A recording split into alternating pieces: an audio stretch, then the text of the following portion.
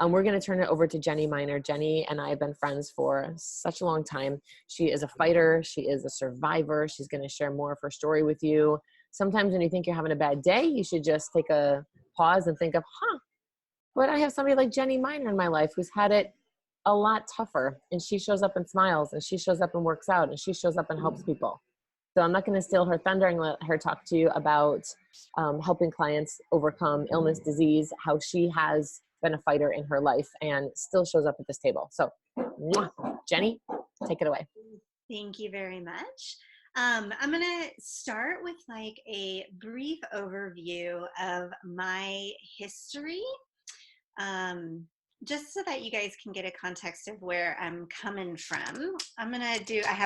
So in my other time when I'm not a Beachbody coach, I teach at the local college. So you're going to get some science here. You're going to get a presentation and such. So hang in there with me. All right. So my story on how this kind of started.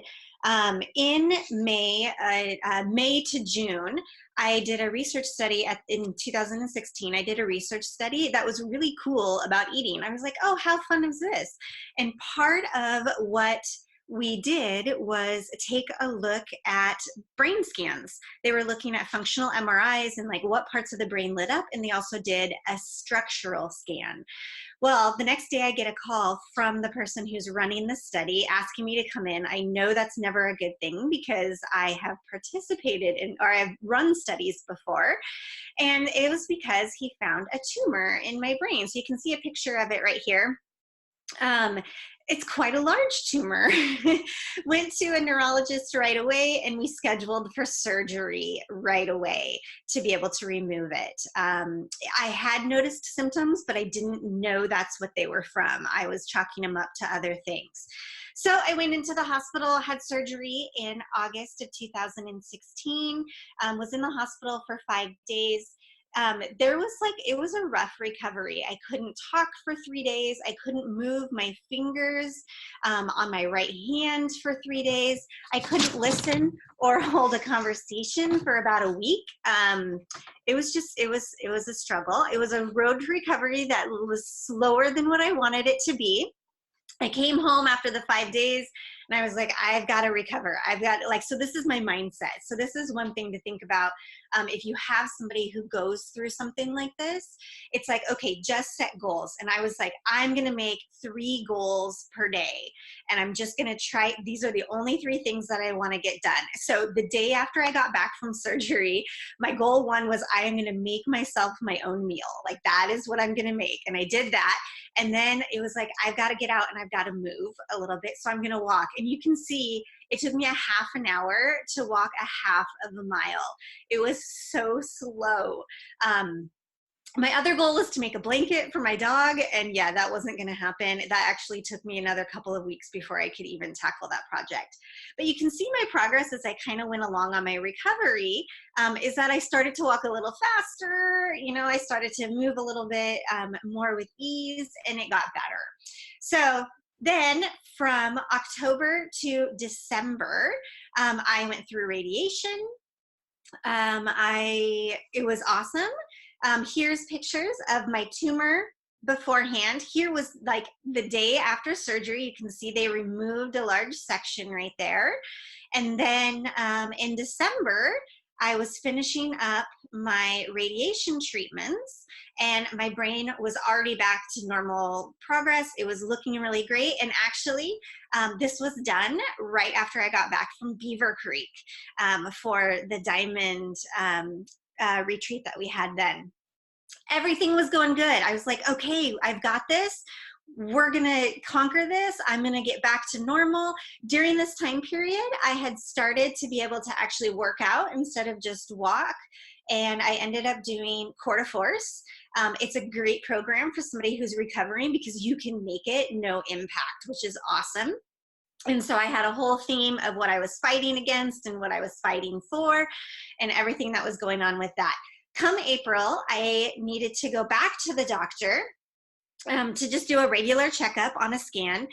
And lo and behold, my recovery was a little bit halted in that if you look over on my April scan, all of a sudden there are these bright lights, these flares that started showing up in my scan, which I did not have in December, 4 months previous.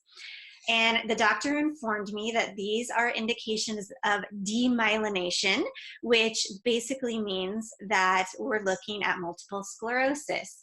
I had developed multiple sclerosis in 4 months. Nobody does that.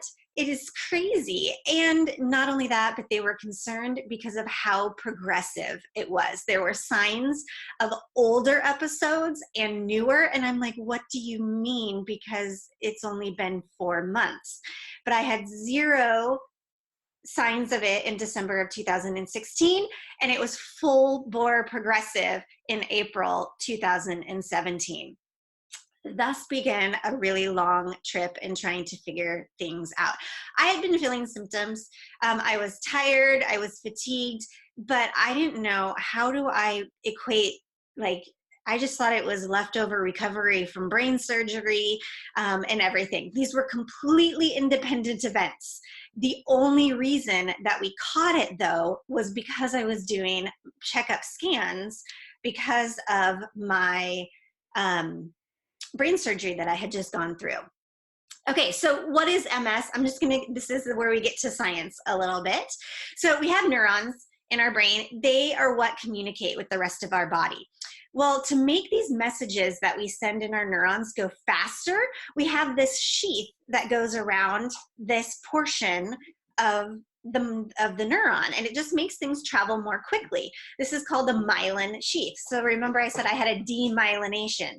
Well, essentially what's happening in demyelination is it starts to break down. That sheath breaks down, and so it goes from looking nice and pretty to being destroyed in here. Well, what happens in that process is instead of being insulated and being able to actually carry those messages really quickly, the messages start to get lost. And other input can also come in.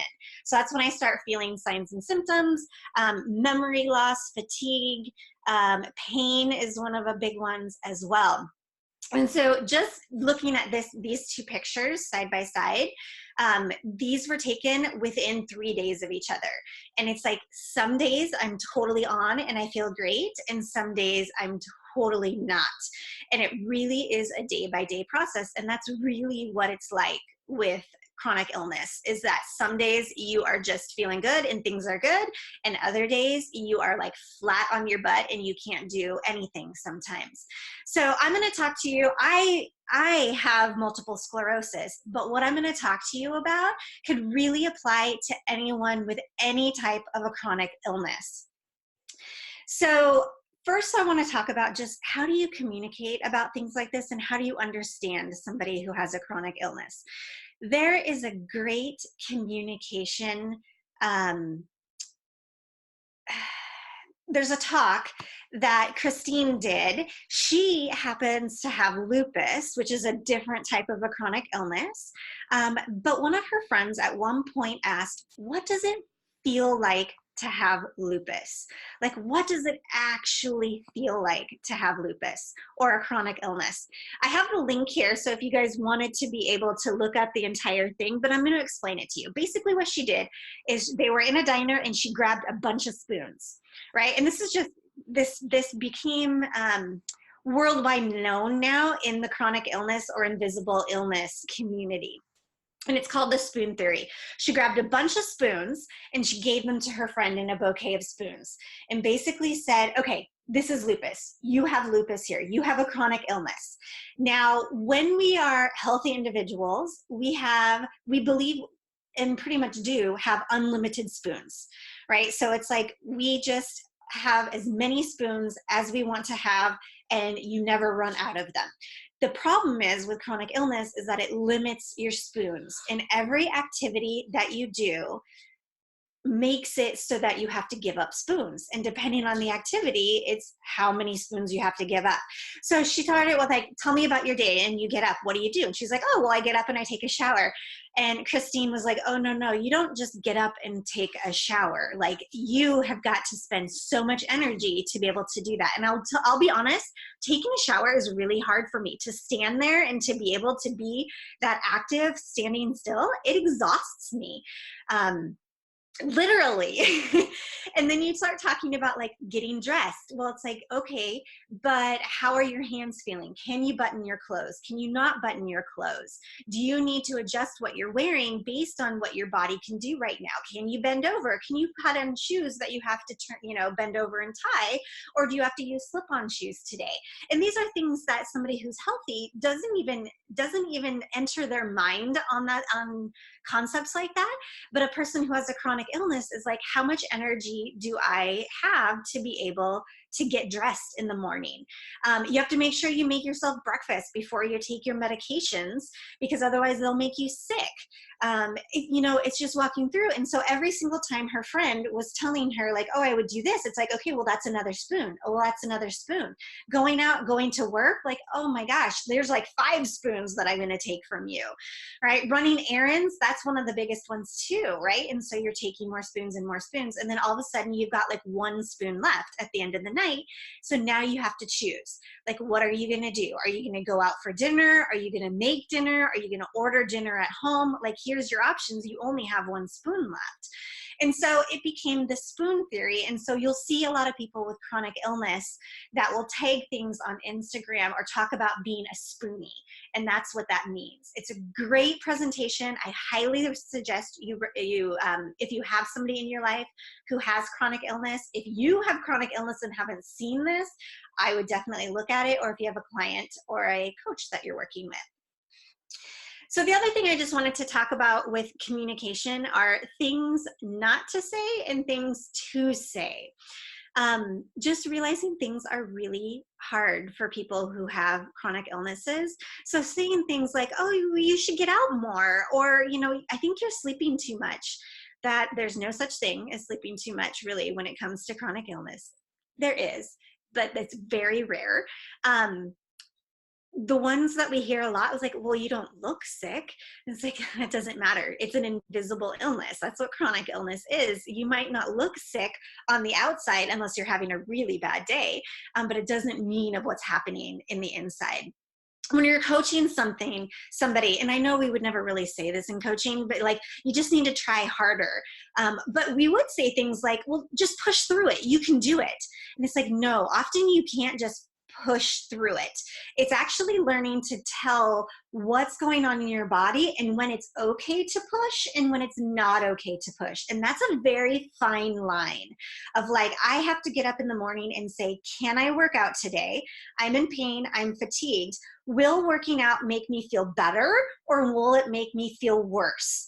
And I've learned to be able to read the signs. I'm trying to learn of when should I still continue to work out and when should I not, because I know it's going to backfire and put me even more in pain. Looking at their medications, they are on a variety of medications that are needed. And so questioning their medications, anything that's a question of just like, well, can't you just blah, blah, blah. Just is not a word. Like, it's not a just for people who have a chronic illness. Just is not a word. It's like, it's everything when you're trying to do something. So it's not a just. Never try to equate and say, oh, I know how you feel, unless you have a chronic illness. And even people who have a chronic illness usually won't say, I know how you feel. They can say like, oh, I empathize with you, or something like that. But you don't know how they feel until you actually have a chronic illness. And I hate to harp on that point, but I get that conversation a lot where I'm like, I am just tired today. And they're like, oh, I know how you feel. I'm tired too. And it's like, no, you don't know what this fatigue feels like. I used to think that I knew what this fatigue felt like. It's not. It's a whole nother level. Things to say. Things like, oh, you're looking really great, but how are you really feeling? Because what you look like and what you are not necessarily the same. And then empathizing statements. It must be hard to be in pain and feel sick all the time. It must be frustrating that you can't be as active as you really want to be. Giving them the leeway out if things get too hard for them to continue meeting. So if you've got a Zoom scheduled, sending out a message that says, don't feel badly if you need to cancel. I completely understand. Asking about how they're doing. How's the pain today? How's the fatigue today? Tell me what's going on. What's your latest medical news? Like really our world becomes like surrounded all around going to the doctor and what news you're feeling, or what's going on, what tests have you had recently, what the medications are doing. Asking them like, help me understand what your illness is so that you can try to understand where they're coming from and what's going on. Others, empathetic statements of like, if I could take away your pain, I would so do that for you. Or just telling them things to distract them. Even though they can't go out all the time and do fun things all the time because their bodies won't allow them, you can share your life with them. And it's nice to be able to live vicariously through someone else. So never feel bad about like, oh, let me tell you about this cool thing I did or this funny thing that happened to me, because the distraction's always good. Instead of asking questions like, or instead of saying statements like, if you need anything, let me know, a person with chronic illness tends to not let people know because they feel bad about being a burden on them. So instead, it's a more direct question of, what can I do to help you most right now? Like, give me something that I can do to be able to help you right now. That's like a godsend question, especially if you live near that person and you can run an errand for them. Like, I'm going to the grocery store. What can I pick up for you? But that's a little bit different than when you're coaching. And then just like something like, oh man, that really sucks, is a really good statement because that is perfectly how it describes it. So I just wanted to talk a little bit about communication and how they're feeling and things that can help you with that communication. So a lot of chronic illnesses, they all have certain things in common. So whether it's lupus or fibromyalgia, which is debatable whether it's a chronic illness or whether it's an autoimmune disorder, but I believe it is. New research is showing that it is. It could be rheumatoid arthritis. It could be Hashimoto's. We've got a lot of people on our team who are all suffering from things like this. They all have a commonality, which comes down to two different things. One is that their mitochondria are damaged, and two, there's widespread inflammation in the body. And actually, this is true of diabetes and of heart disease. All of these different conditions have these two things in common. We're going to go science for a moment and talk about what these things are so that then we can talk about how we can help to better these things. So mitochondria, what the hell is that?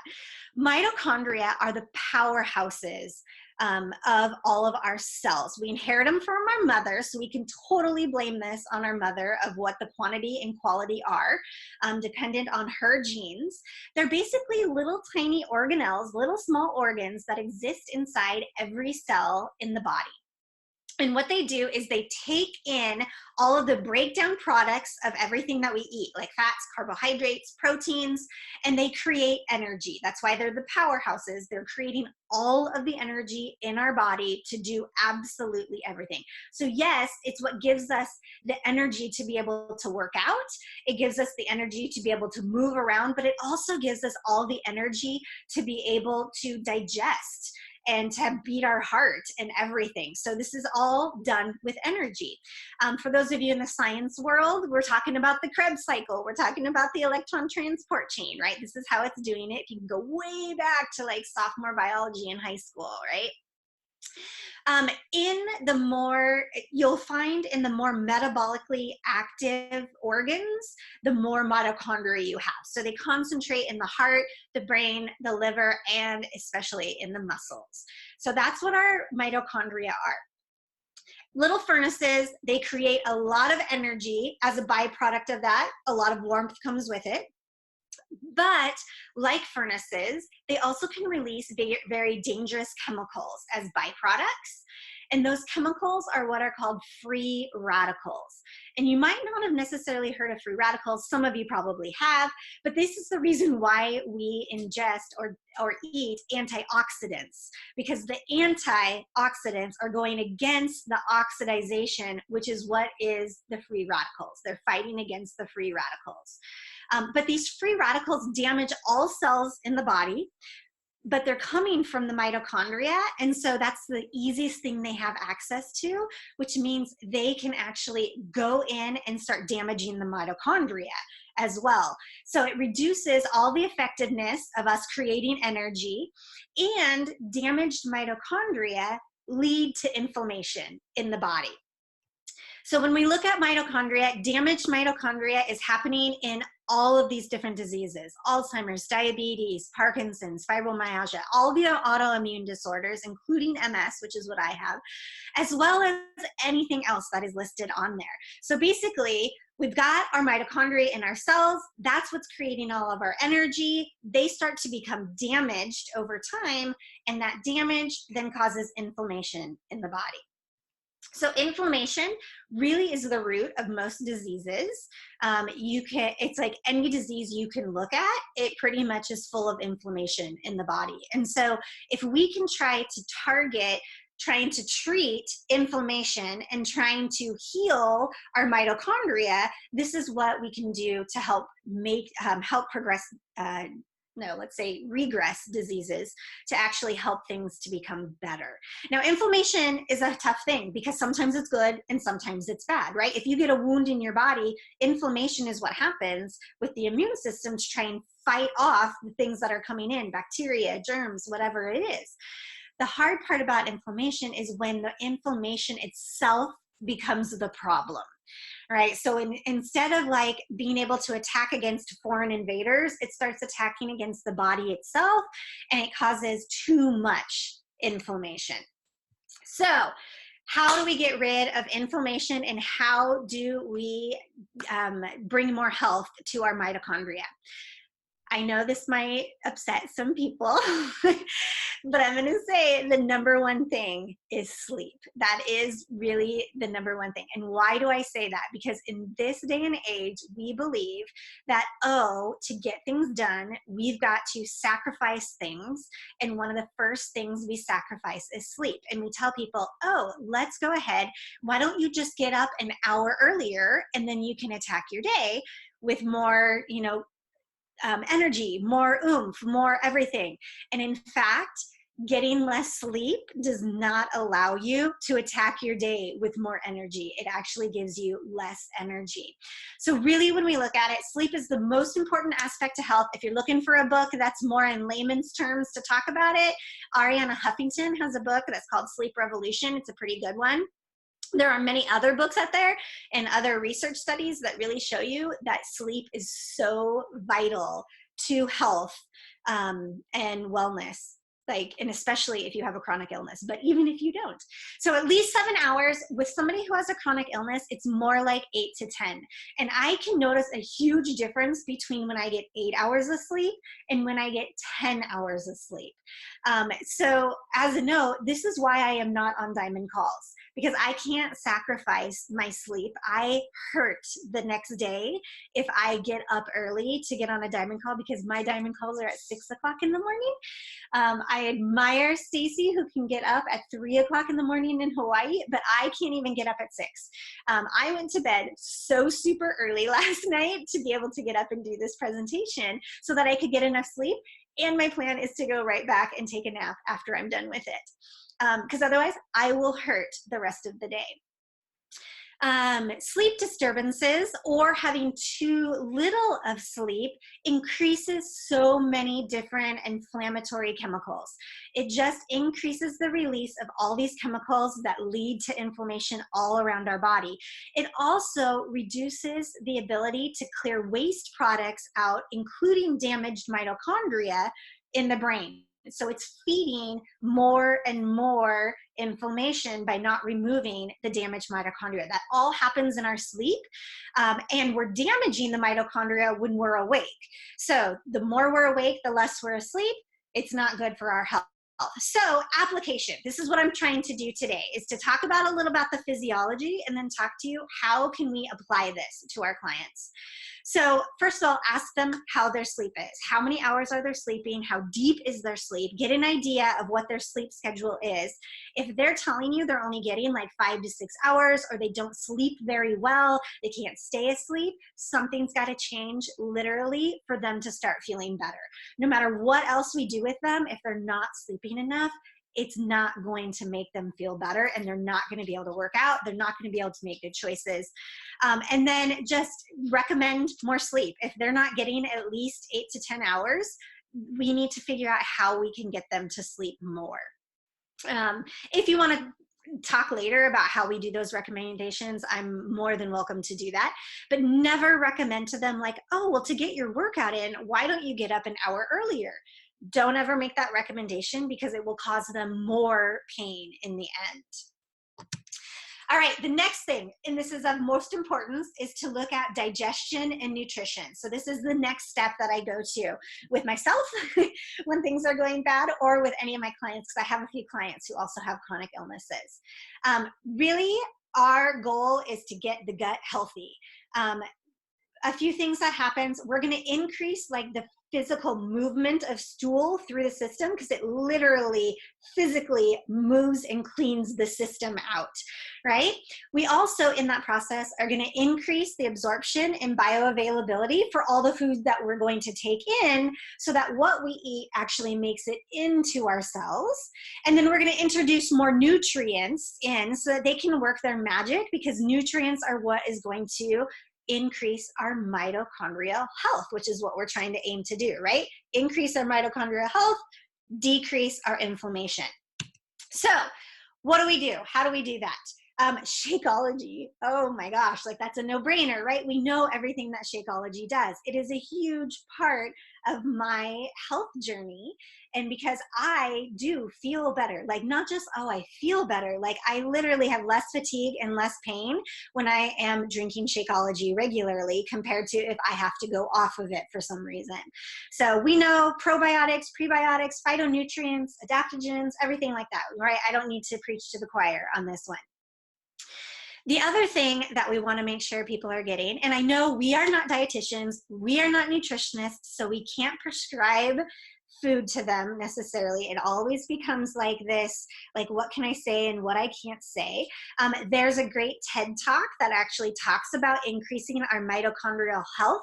I don't have it on here, but I can do a link in the Diamond page so that you guys can see it, by Terry Walls. She also has multiple sclerosis, but it works with any chronic illness. And what she recommends is doing 9 cups of fruits and vegetables a day. And I know, like, it sounds like so much, and it is a lot of food. But oh my gosh, the difference that it makes is absolutely amazing. So of the 9 cups, she specifically recommends 3 cups of leafy greens. That gives a lot of B vitamins, which really aid in mitochondrial health. 3 cups of sulfur-rich vegetables. So that's like your cabbage, your cauliflower, broccoli, turnips, kohlrabi, rutabaga. It also includes like onions, mushrooms, Brussels sprouts. I usually only get about 2 cups of these in per day, but I try to go for 3. But all of those help with mitochondrial health. And then 3 cups of our brightly colored fruits and vegetables. So things that just have really bright colors, like carrots, beets, broccoli. Broccoli works for both sulfur-rich and for brightly colored vegetables.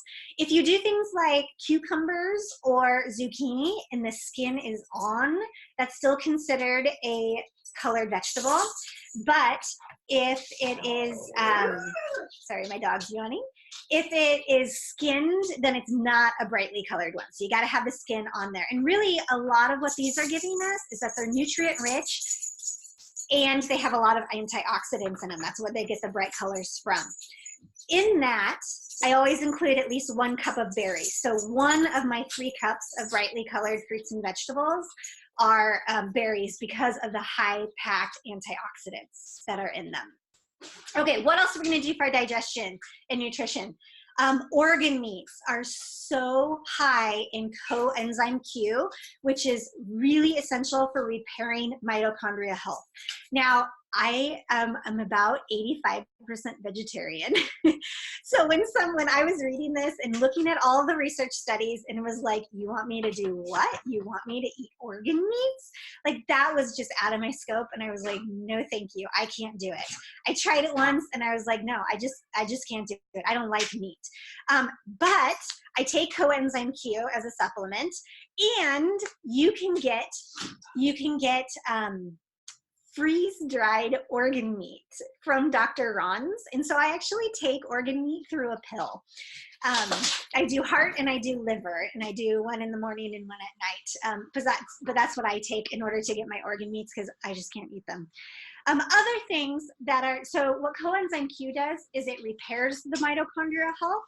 And then PQQ is another enzyme that, or not an enzyme, but a nutrient that produces more mitochondria to get healthier and more mitochondria. And you can find it in natto, which is Japanese fermented soybeans. It's high in parsley, but it's not like you can eat tons and tons of parsley. But you get it in green tea, papaya, green peppers, kiwi, tofu. Those all have high amounts of it. I'm hoping I'm not going too fast and that I'm giving you good information. You also, it's a good idea to increase the omega-3 fatty acids, taking fish oil as a supplement. If you're vegetarian and you don't want to do fish oil, you can do the green algae oil, because that's what the fish feed on that give them the omega-3 fatty acids. But you also find it in coconut oil, olive oil, and ghee. I primarily cook with coconut oil and ghee these days and try to put a little extra on my foods as well.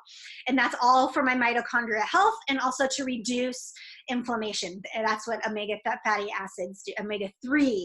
acids do. Apple cider vinegar is one of those things out there that it's like, it's said to do a lot of things, but it doesn't do everything that it actually says. Inflammation can be treated not acutely. So if you like sprain your ankle or something like that, taking apple cider vinegar doesn't help. But over a long time of chronic inflammation and chronically taking apple cider vinegar, it increases the B vitamins in your body, which lead to better mitochondrial health, which will help to decrease inflammation as well. It also has probiotics in it, as well as omega-3 fatty acids. So that's all really good. In combination with all these things that I listed, particularly for my multiple sclerosis, I also eat seaweed or take iodine and vitamin D and melatonin, because both of them help to heal myelin sheath health. And that's what my particular problem is. That's what the cells are that are being destroyed that I need to get better. Each disease will have its own little additional of like, here's what's going on in your body and here's something else that you can take. As you can tell, I take a lot of supplements, and I eat a lot of veggies. I like to start with what you should add into a diet before talking about what you should take away. Because first of all, when you're eating 9 cups of fruits and vegetables, it's harder to want to eat more things. And so you're filling yourself up with really good things that, it's easier that you're just not consuming as much of these other products because you're just too full already. But limiting pro-inflammatory foods. It depends on the system, but a lot of times with individuals, gluten and dairy are high pro-inflammatory foods. They aren't for everybody though. So some people do not react to gluten and do not react to dairy, and they can keep them in their diet. It really becomes a finding out if you are sensitive to it or not. Sugar or high fructose corn syrups or other fake syrups are pro-inflammatory foods. And then fats that are high in omega-6s compared to omega-3s. So things like our veggie oils like canola oil, sunflower oil, corn oil, soybean, cottonseed oils, those are ones we want to eliminate from the diet. And drinking too much alcohol can also cause inflammation within the body as well. So what are our applications? What can we do with our clients? 2B mindset is for chronic illness, amazing, because it is eating vegetables and tons of different vegetables, tons of amounts of vegetables. So 2B Mindset is a great system for that. I eat 2B Mindset because I am eating entirely vegetables with a little bit of protein for my dinners, half, and I include it in my breakfast as well, and then half at lunch. So 2B Mindset is a great, great program for people who have chronic illness because it's going to get them focused on all the vegetables that they need to be getting into their body. And then Alana does a really great job of talking about different types of vegetables and having recipes that talk all about using different types of vegetables. The other thing I use daily, and I actually do it twice daily, is Soothe, which is a supplement from the Ultimate Reset. It is the one that contains aloe and turmeric. Aloe and turmeric are really great for combating inflammation. They knock down some of the markers of inflammation that cause inflammation, and they block receptors that those different chemicals can bind onto. And so aloe and turmeric are huge. So I double dose it. I take 2 in the morning and 2 at night. And actually, that's one of the things that has really helped me the most with my pain and fatigue is adding in Soothe. I also want to, as we talked about, getting our gut health in order. So I use Digestive Health Boost. The fiber is great to physically clean out the system, and then it also contains omega-3 fatty acids, which help to fight inflammation as well. So I use Digestive Health Boost whenever I put it in my shake. Optimize is another one that it comes from the Ultimate Reset. And it's just like this blend of different enzymes to help support the absorption of nutrients into our small intestine and also the bioavailability of it so that what we eat actually makes it into our system. And that's taken right before you eat. So that's another one to add in there that just helps with the digestion and getting the nutrients into your body. And then I usually do the Ultimate Reset every year and the 3-day refresh quarterly so that I can just reset my system and work on my digestion for that concentrated period of time. So exercise, that's my third thing that I go to. Exercise is a hard thing. Exercise is so good for everyone. It is so good for people who have chronic illness. The problem is it hurts to do exercise, right? It hurts. And you don't have enough energy to do it. And so it's trying to find that balance of what type of exercise and how do we do it. But let's first talk about what exercise does in our body. Well, one of the biggest things it does actually is increase our mitochondrial health. It increases the number of mitochondria we have in our system, the density of them. It increases the size of all our existing mitochondria, and it makes them more efficient. So we're talking about like our powerhouses that create energy and trying to get them healthier. One of the best things that we can do for them is actually exercise. It also acts as an anti-inflammatory in as little as 20 minutes. So like a 20-minute workout is already making it so that we are fighting inflammation within our body. We think of exercise as causing inflammation, but it actually has anti-inflammatory properties. I have all the pathways there if you're a science nerd and you want to know it, but the one thing I want to draw attention to is that both quercetin and caffeine, which are 2 ingredients that you find in Energize, also increase the number of mitochondria and the efficiency of our mitochondria. That's how it acts to be able to help us during our workouts for a longer term. I don't actually use Energize very much because I don't tolerate caffeine very well. But it is one of those things that I would like to use a little bit more if I can get my stomach to tolerate caffeine a little bit more. So how do we apply this for our clients? We need to find a balance of how much exercise, and that includes like how long an exercise bout is, how often you're exercising, and the intensity level at which you can work out. I can do any intensity level for one given bout. I can go, max 30, right? I can do insanity max 30 in one given bout, and I can actually just fine. It's what happens the next day after that for me. And so for me, it was finding this balance of how often can I exercise. I played with daily. I played with every other day. I played with 3 times a week, and then changing what my intensity levels were. And it just becomes like, it's a game that you're trying to, like, it's a puzzle you're trying to solve on what you can do. Now, ironically, HIIT is actually the best exercise that we can do for mitochondria improvements. It gives you more mitochondria and it boosts them in their health faster. However, having the high intensity can be really hard to tolerate. So it's just finding that balance. And I wish I could give you more guidance on this, but it's just helping them try different workouts. But here's what I do. Anything that can make you move is good, right? So even on the days that I can't do a full workout and I know it's going to push me over the edge, I have promised myself I will do a dedicated mile of movement. So when I get up, I either will do a workout that day or I make sure I walk a mile. A dedicated mile of movement. That's my non-negotiable. I say it's non-negotiable, but I will tell you there are days that I cannot walk a mile. So keep that in perspective, but say like it's a good goal. And sometimes I'll go out and I'll walk a half a mile and then I'll have to be back home and rest. And then I can do another half a mile later in the day. Some days I am spot on in doing, firebolt jumps with Morning Meltdown 100. It totally is a crapshoot. And that's the thing to understand with somebody who has a chronic illness is that some days you can do it and some days you can't.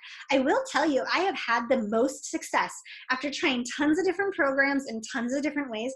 I have actually had the most success with Morning Meltdown 100.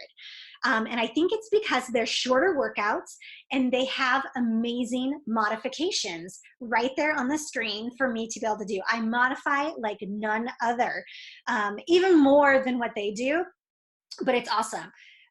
You also can consider Energize to increase that mitochondrial health, the number and efficiency. So those are other things to do. The only last thing that I want to say, and then I'll take questions, I'll look on the chat and see if there's questions, is that the other thing that's really important to do with somebody who has chronic illness to help their mitochondria work more efficiently and not exhaust them too much is to get rid of toxins. So taking a look at the cleaning supplies in your house, the hair products you use, deodorants, toothpaste, lotions, makeups, laundry detergents, dish soap, everything like that, making sure they're non-toxic. Dr. Bronner's is one of my personal favorite. I use it for almost absolutely everything from in the shower to in my toilets to dishes, everything like that. And then I found perfect brands that work really good for deodorants and toothpaste that actually take care of smells, which is awesome. So I'm going to stop my share. Woo! That was a lot. That was a lot. Okay, so I'm going to look through and see. The name of the girl with the TED Talk is Terry Walls, Wahls. She is not exciting to listen to, but she gives good content. Yes, we should be eating the rainbow. Yes, the presentation will be posted, and I will post the slides so that you guys can have the slides as well, just because if you're like a science nerd and you want to be able to actually look up those pathways or be able to talk about that if you're familiar with them. Yes, Parkinson's. It will help with Parkinson's. Everything that I said about multiple sclerosis works with brain health for Parkinson's as well. So yes, Jessica, definitely. Any other questions? Yes, you can buy Soothe and Optimize, any of them actually separately. So I order Smooth twice a month because I consume it too much.